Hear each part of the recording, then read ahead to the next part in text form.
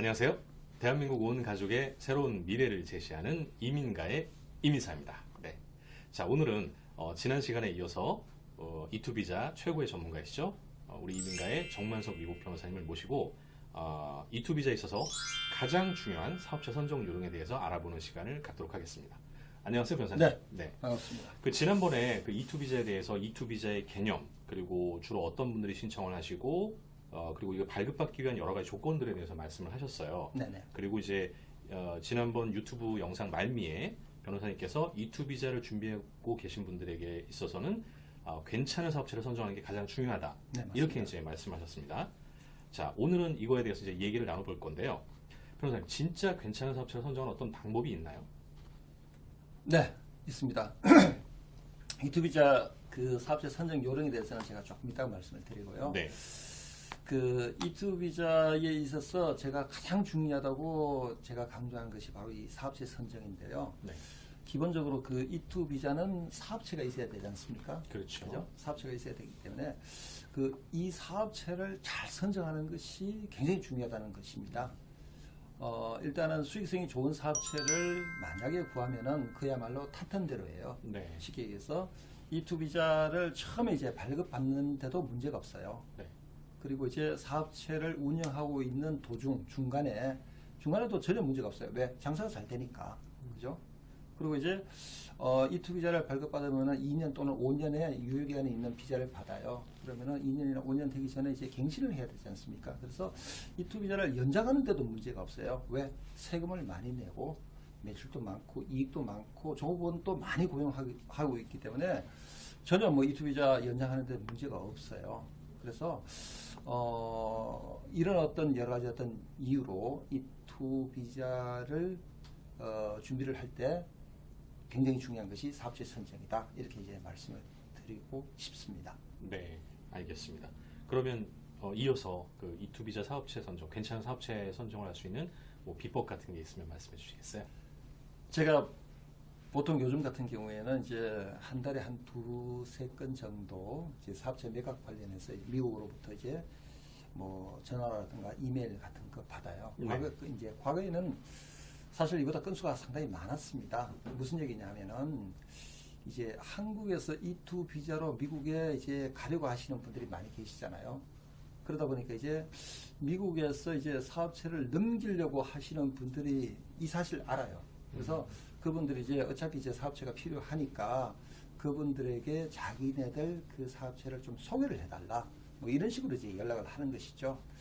그런데 사실 저는 이제 그런 이메일이나 전화를 사실은 그냥 무시를 해버립니다. 이제 그분들이 이제 아시면은 상당히 섭섭해 하실지도 모르지만은 사실은 사실이에요. 네. 그 부분이. 제가 왜 그렇게 이제 하는지 이제 설명을 한번 해 드릴게요. 네. 자, 일단은 어떤 분이 미국에서 이제 사업체를 운영을 하고 계세요. 근데 그 운영하는 비즈니스가 아주 잘 된다고 가정을 합니다. 그러면은 그분이 그 사업체를 그만둘 리가 없어요. 계속 그렇죠. 운영을 해요. 그렇죠. 그런데 이제 어쩔 수 없이 이제 타주로 이사를 간다든가 아니면은 이제 나이가 많아서 이제 은퇴를 한다든가 요럴 경우가 이제 생길 때 어차피 이제 어쩔 수 없이 이제 사업체를 넘겨야 되겠죠. 그런데 그 사업체가 어떻게 시장에 나오겠습니까?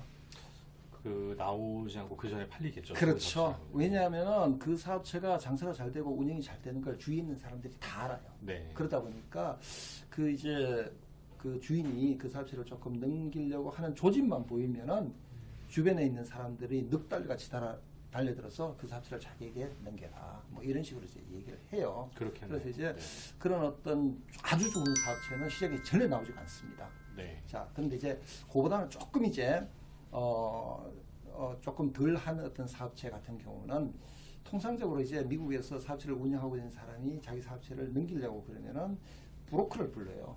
이제 한국도 이제 하우스 전문으로 하는 브로커 그리고 비즈니스를 전문으로 하는 브로커가 있는 걸로 알고 있는데 상가 전문으로 하는 브로커들이 네. 있죠. 그래서 미국은 이제 철저하게 이제 분업화돼 있어요. 그래서 비즈니스를 전문으로 하는 브로커를 부릅니다.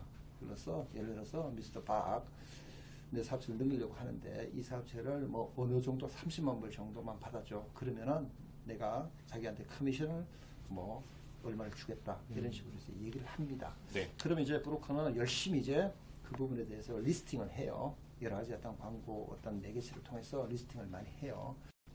그러면 이제 그 리스팅된 걸 보고 이제 찾아오시는 이제 매수자가 계세요. 그러면은 그 브로커가 이제 매수자한테 열심히 이제 설명을 하는 거죠. 이 비즈니스가 굉장히 좋은 비즈니스다. 이 가격으로 사면은 굉장히 잘 사시는 거다. 이렇게 이제 말씀을 이제 그 브로커가 이제 하겠죠. 네. 지금 미국 같은 경우에는 이제 브로커가 커미션을 누구한테 받는다고 생각하시죠? 매도자한테 받지 않을까요? 그렇습니다. 네. 그러다 보니까 매도자한테 커미션을 받으니까 쉽게 얘기해서 셀러 편이에요. 그렇죠. 바이어 편이 아니고. 예. 그러다 보니까 비즈니스가 그렇게 좋지도 않는데 왜냐하면 계약을 승사를 시켜야만 커미션을 받을 수가 있으니까 굉장히 이제 조금 과장되게 이제 설명하는 네. 경우가 있어요. 그래서 이제 그런 식으로 해서 뭐 조금 딜을 하고 가격 조정을 좀 한 다음에 계약을 승사를 시켜요. 비즈니스가 어느 정도 되는 어떤 그런 사업체 같은 경우에는. 자, 그런데 이제 반대로 사업체가 제대로 안 돼요. 몇 년째 지금 적자만 보고 있는 그런 사업체예요. 이제 이런 사업체를 이제 넘기려고 하는데 아무리 커미션을 주고 브로커한테 부탁을 하고 한다 하더라도 사실은 미국에서 적당한 어떤 매수자를 찾기가 어렵습니다. 네. 그런데 이런 비즈니스가 한국으로 넘어와요. 네. 한국으로. 그래서 제가 이제 한 달에 요즘 한 두세 건 정도 받는 그런 어떤 매물들 있지 않습니까? 이거 전부 다 미국에서 장사가 안 되는 것들이에요. 네. 그러다 보니까 이제 그러면 그게 왜 넘어오느냐 그러면 한국에서 그 저처럼 이투 비자를 전문으로 하는 어떤 그런 변호사라든가 아니면 이주업체 이런 관계자분들이 있지 않습니까? 이런 분들한테 얘기를 하고 이런 분들이 이투 비자로 미국에 가시려고 하시는 분들한테 이 사업체를 소개를 해주는 거예요. 그러다 보면 또 커미션을 줘요. 커미션은 받겠지만 위험할 것 같은데요. 그렇죠. 네. 그런데 이제 뭐 어떻게 했든 뭐 이투 비자만 받게만 해주면 된다 이렇게 이제 생각들을 이제 많이 하시고 그렇게 예. 하는 거죠.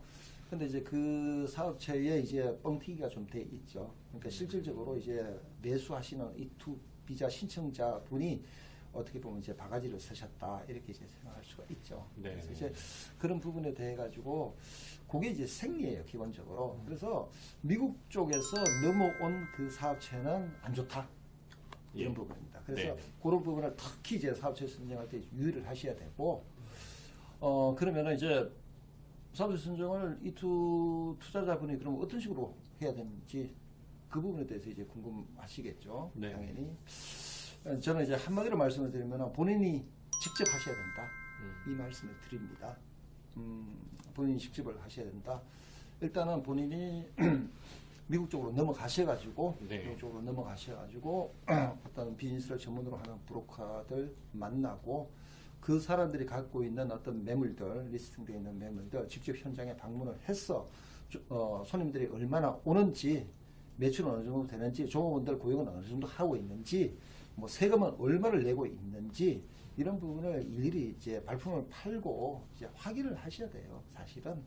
그래서 이제 물론 이제 옆에 있는 뭐 변호사라든가 회계사라든가 이런 분들 전문가들한테 도움을 좀 받아야 되겠죠. 네. 그래서 저 같은 경우에는 이제 이투 사업체를 이제 구하지 못해서 오시는 분들한테는 일단은 제가 미국에 먼저 가시라고 말씀을 드려요. 가시고 만약에 여러 가지 조금 어렵고 한다면은 제가 이제 관련되어 있는 그 비즈니스 브로커들 제가 소개를 해주고 또 여러 가지 어떤 세금 보고서라든가 영업 어떤 그 매출 장부 이런 걸 통해서 그 사업체의 적정한 밸류 가치가 어느 정도 되는지 그 정도는 제가 도와드립니다. 그래서 이제 네. 그런 식으로 해야만 쉽게 얘기해서 이제 바가지를 안 쓰고 뭐 더 극단적으로 말씀을 드리면 사기를 안 당해요. 사기를 안 당해요. 그래서 여러 가지 장점이 있죠. 본인 직접 하면은 본인 책임하에 하기 때문에 일단은 사기를 안 당할 수 있고 또 적정한 가격으로 사업체를 인수할 수가 있고 네. 그런 어떤 여러 가지 장점이 있기 때문에 이 사업체 선정이 굉장히 중요하다. 그리고 그 사업체 선정을 하기 위해서는 본인이 직접 하셔야 된다. 필요하다면은 주변의 어떤 전문가들의 도움을 받고 그렇게 이제 제가 말씀을 드리고 싶습니다. 네, 알겠습니다. 변호사님 나와주셔서 말씀 감사드리고요. 오늘 저희가 진행한 내용은 이제 어떻게 보면 이투비자 신청하시는 분들이 괜찮은 사업체를 선정하기 위해서 반드시 하셔야 될 어떤 행동 요령, 이것이 키포인트였던 것 같아요. 네네. 네. 자, 이렇게 해서 지난 시간과 오늘 이 시간 이어서 저희가 이제 E2 비자의 개념, 그리고 주로 하는 비자 사업체의 유형들, 그리고 이제 사업체 선정에 대한 요령들에 대해서 상세하게 알아봤습니다. 자, 오늘도 저희 방송이 유익하고 좋았다면 구독과 좋아요 꾹꾹 눌러주시고요. 알람 설정도 잊지 말아 주십시오. 감사합니다.